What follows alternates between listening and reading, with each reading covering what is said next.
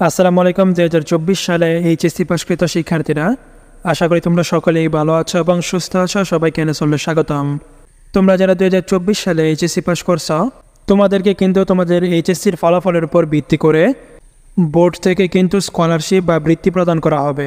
শুধু যে এই বছর বৃত্তি প্রদান করা হবে এমন কিন্তু না, প্রতি বছরই কিন্তু এইচএসসির ফলাফলের উপর ভিত্তি করে শিক্ষার্থীদেরকে বৃত্তি প্রদান করা হয়।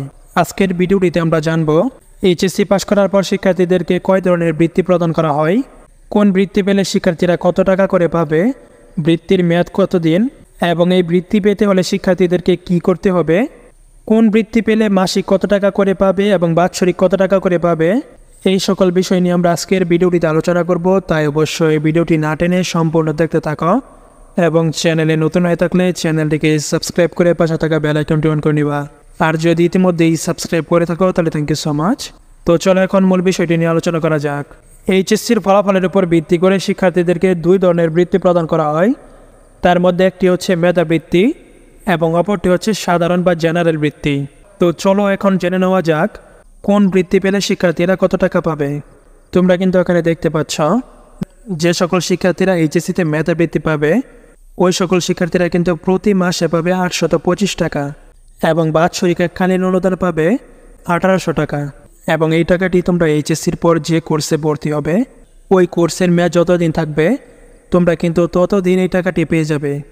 অর্থাৎ যদি তোমরা কেউ অনার্স করো তাহলে সেই ক্ষেত্রে 4 বছর, কেউ যদি ডিগ্রি করো তাহলে সেই ক্ষেত্রে 3 বছর যাবৎ কিন্তু তোমরা এই টাকাগুলো পাবে। তোমাদের কোর্সের মেয়াদ যতদিন থাকবে ততদিনে কিন্তু তোমরা প্রতি মাসে 825 টাকা করে পাবে এবং প্রতি বছরে কিন্তু তোমরা এককালীন অনুদান হিসেবে পাবে 1800 টাকা। এবং যে সকল শিক্ষার্থীরা সাধারণ বৃত্তি পাবে তারা কিন্তু প্রতি মাসে পাবে 375 টাকা এবং এককালীন অনুদান হিসেবে বাৎসরিক তারা পাবে 750 টাকা। এবং তাদের বৃত্তির মেয়াদও কিন্তু এইচএসসির পর যে কোর্সটিতে ভর্তি হবে ওই কোর্সের মেয়াদ যতদিন থাকবে বৃত্তির মেয়াদও কিন্তু ততদিন। অর্থাৎ যদি তোমরা কেউ এইচএসসিতে বৃত্তি পাও তাহলে সেই ক্ষেত্রে তোমরা যে বৃত্তি পাও না কেন, তোমরা এইচএসসির পর যে কোর্সে ভর্তি হবে ওই কোর্সের মেয়াদ যতদিন থাকবে তোমরা কিন্তু ততদিনই বৃত্তির টাকাটি পেয়ে যাবে। আশা করি কোন বৃত্তি পেলে শিক্ষার্থীরা কত টাকা পাবে সেটি তোমরা বুঝতে পারছো এবং বৃত্তির মেয়াদ কতদিন সেটিও তোমরা বুঝতে পারছো। এখন চলো জেনে নেওয়া যাক এই বৃত্তিটি পেতে হলে তোমাদেরকে কি করতে হবে, কোনো প্রকার আবেদন করতে হবে কি না, বৃত্তির ফলাফল কবে কোথায় প্রকাশ করবে, এই সকল বিষয় আমরা একটু জেনে নেই। প্রথমত, এই বৃত্তি পাওয়ার জন্য শিক্ষার্থীদেরকে কোনো প্রকার আবেদন করতে হবে কিনা সেই বিষয়টি নিয়ে আমরা আলোচনা করব। মূলত এই বৃত্তিটি কিন্তু এইচএসসির ফলাফলের উপর ভিত্তি করে প্রদান করা হয়, তাই এখানে কিন্তু তোমাদেরকে কোনো প্রকার আবেদন করতে হবে না। তোমাদের এইচএসসির ফলাফলের উপর ভিত্তি করে কিন্তু এই বৃত্তির তালিকাটি প্রকাশ করা হবে, তাই তোমাদেরকে কোনো প্রকার আবেদন করার প্রয়োজন নেই। এবং এই বৃত্তির ফলাফলটি কিন্তু তোমাদের বোর্ডের ওয়েবসাইটে প্রকাশ করবে। সেখান থেকে কিভাবে তোমরা তোমাদের ফলাফলটি চেক করবে সেটি আমরা পরবর্তী ভিডিওটিতে তোমাদেরকে দেখিয়ে দেব।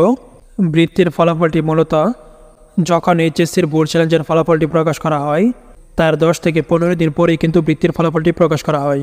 তোমাদের যেহেতু বোর্ড চ্যালেঞ্জের ফলাফলটি প্রকাশ করা হয়ে গেছে তাই এখন কিন্তু যে কোনো সময় তোমাদের বৃত্তির ফলাফলটিও প্রকাশ করে দিবে। যখনই বৃত্তির ফলাফলটি প্রকাশ করবে তখনই কিন্তু আমরা আমাদের চ্যানেলটিতে আপডেট জানিয়ে দেব। আর তার জন্য অবশ্যই আমাদের চ্যানেলটিকে সাবস্ক্রাইব করে পাশে থাকা বেল আইকনটি অন করে নিবা, যেন বৃত্তি সম্পর্কিত কোনো ভিডিও আপলোড করার সাথে সাথেই তোমরা নোটিফিকেশন পেয়ে যাও। আশা করি বৃত্তি সম্পর্কে যে বিষয়গুলো নিয়ে আলোচনা করা হয়েছে সেগুলো তোমরা বুঝতে পারছো। আজকের মতো এখানে বিদায় নিচ্ছি, আবারও দেখা হবে নতুন আরেকটি ভিডিওতে। ততক্ষণ পর্যন্ত সকলেই ভালো থাকবে এবং সুস্থ থাকবে। আল্লাহ হাফেজ।